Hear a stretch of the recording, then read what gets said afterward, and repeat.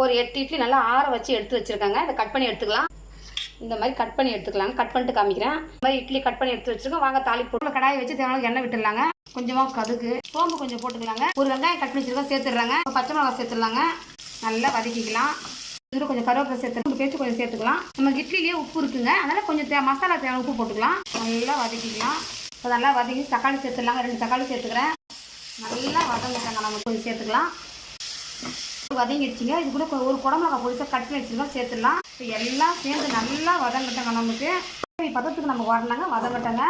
ஒரு 2 spoon tomato sauce ஊற்றிக்கலாங்க. Sauce மட்டும் 1 spoon போதுங்க. ஒரு சின்ன ஸ்பூனில் 1 ஸ்பூன் தனி மிளகாய், 2 ஸ்பூன் தண்ணி விட்டு பச்சை வாசனை போட்டோங்க. நல்லா பச்சை வாசனைலாம் போய் நல்லா எண்ணெய் திரிஞ்சு வந்துடுச்சிங்க. இட்லிலாம் சேர்த்துடலாங்க. கரெக்டாக இருக்குது பாருங்கள் மசாலா இட்லியில். அவ்வளோதாங்க ரெடி ஆகிடுச்சு. வாங்க சாப்பிட்லாம். அவ்வளோதாங்க ரெடி ஆகிடுச்சு. நீங்கள் கொத்தமல்லி வச்சுதான் கொஞ்சம் கொத்தமல்லி போடுங்க. என்கிட்ட கொத்தமல்லி இல்லை, நான் அதனால் போடலைங்க. சூப்பரான இட்லி மசாலா ரெடி ஆகிடுச்சிங்க. நீங்களும் செஞ்சு